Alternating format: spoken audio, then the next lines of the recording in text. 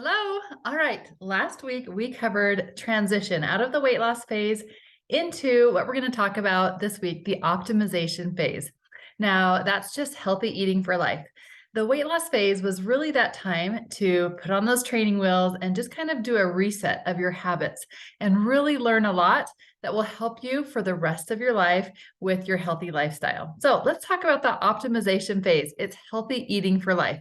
All of the things that we learned while we were working on our goals of losing weight, those are things that we're going to carry into the optimization phase. We're still going to be drinking our water. We're still going to be getting our steps, like my treadmill back here, going for our walks. We're still going to be working on our mindset, learning to manage emotions and managing stress better. We're still going to get our sleep, and we're still going to be mindful of what we put in our mouth, what we eat. And that is the healthy lifestyle. So let's talk about how we eat healthy for life.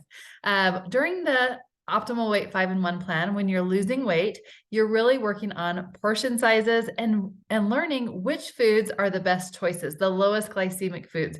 You're learning which vegetables you want to eat most often, the lean proteins, the best options for proteins, how to cook those. You're learning your healthy fats, the best healthy fats to be eating. You're learning healthy condiments and being aware of how much sugar is in a lot of condiments and learning how to navigate that and choose the best choices. And you're learning portion control. So we love the 9-inch plate system. Dr. Anderson actually invented the 9-inch plate system that the government uses and teaches that replaced the pyramid, the food pyramid. So that's kind of cool. We learn how to fix a plate. Half of your plate with fruits and vegetables, half or a quarter with lean proteins, and a quarter with whole grains during that optimal weight phase, the optimization phase. So you're learning the right portions. But here's my biggest trick. If you just focus on keeping your blood sugar balanced, you're going to be making the best choices. So the way you do that is the small balanced meals, just like you've been practicing, and always pairing the proteins and the carbs. Never just eating carbs on their own, because that's what spikes your blood sugar. It's what raises inflammation. It's what makes your body store that glucose into your fat and your muscles for storage. And that's where our energy and our hunger levels go up and down, up and down. Whereas if we're mindful of balancing our blood sugar, it just takes care of that. Your hunger and cravings will be under control. Your energy is going to be good. You're not going to be storing fat if your blood sugar is stable. So how do we do that? Okay, Dr. Anderson gives us lots of tools, just like everything else, to learn and be mindful of what we're putting in our mouth. So I want you to check out in your life book, Element 15 in your life book, backwards. Element 15 in your life book goes over just healthy eating for life. Just makes it really simple. I love that. That's just kind of like the quicker version of it. If you want to learn more about it, you're going to look at page 224 to 267 in your Habits of Health book. That's just if you want to dive in deeper and learn a little bit more. It goes into more detail about healthy eating for life. Now, what I love about these elements is it goes over all of the things that we're just going to put into practice. It goes over lowest glycemic fruits and vegetables and grains, and gives you some tips and tricks about using vinegars or cooking your pasta al dente instead of overcooked. It spikes your blood sugar less. Sourdough bread and rye bread spikes your blood sugar much less than especially white bread. Learning what grains are healthiest for you. So just being mindful of what you're putting in your mouth. And my biggest trick is stay on the schedule that you were using to lose weight. Every 2.5 to 3 hours, I still eat that way years later after I've lost my weight. I still eat every 2.5 to 3 hours. My body just starts getting hungry about that time.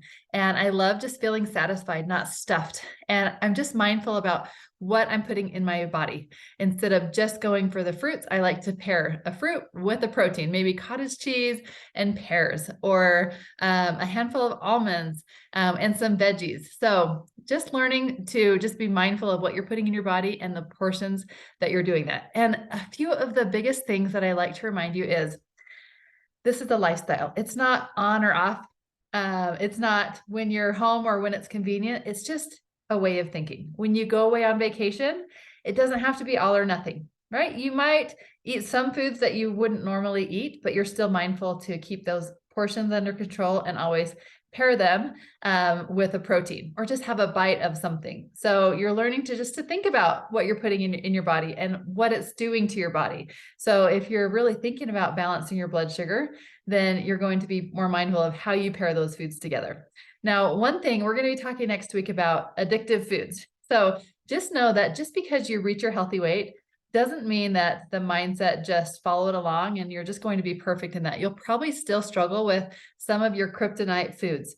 For me, it's sugar. I know that I just can't keep sugar in my house because when I crave it, it's just like a drug for me. So you have to know yourself. We're going to talk more about that later, but knowing that just being mindful of it. If I want a cookie, let's say my kids make cookies and I want one, I used to eat the whole pan of cookies.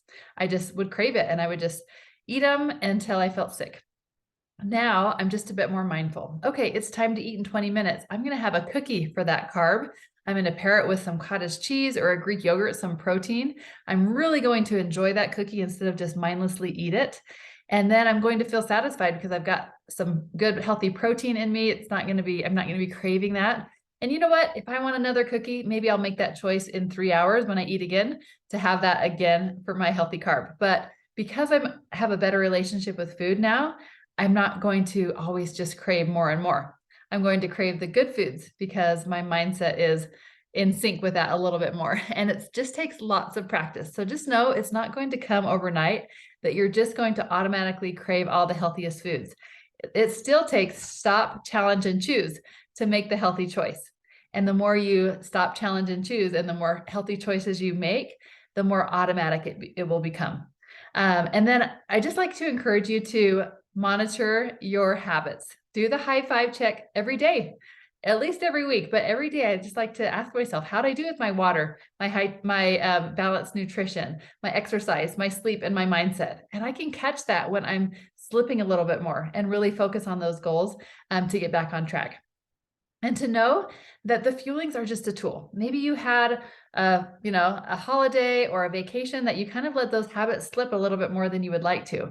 It's okay to use the fuelings, get back on track. Maybe do the 5-in-1 for a week. Detox, kind of lose a few pounds and get back on track. It is a tool, but I always take them with me when I travel because it helps me make healthier choices just for healthy snacks. I still use them. So that has really helped that healthy eating for life mentality of feeding my body with healthy things and exercising. It's going to make you want to make healthier choices throughout the day. And, a couple other things I just want to encourage you to just set a goal to have a savory breakfast. Don't skip breakfast, but try to have a savory breakfast, something with protein, because that's what your body will crave throughout the rest of the day. If you have a donut or some sugary cereal, your body will crave that more throughout the day.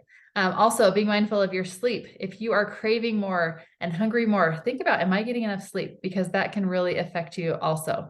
So those little habits to be mindful of and to always have a goal that you're moving forward with something. You can't cross the finish line or get to a goal and celebrate and then just stop because it's so easy to start going backwards, but always have something that's going to keep pushing you.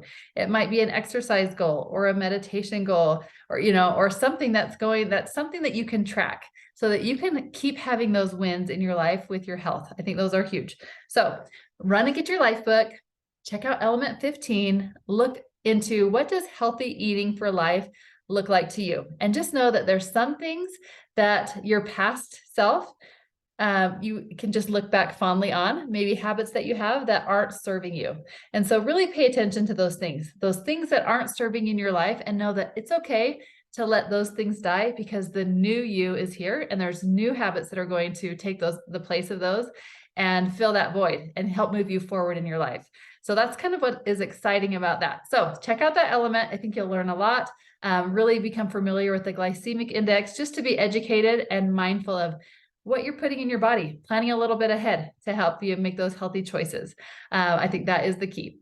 And I hope you have a great day and learn something new this week. All right, talk to you later. Bye.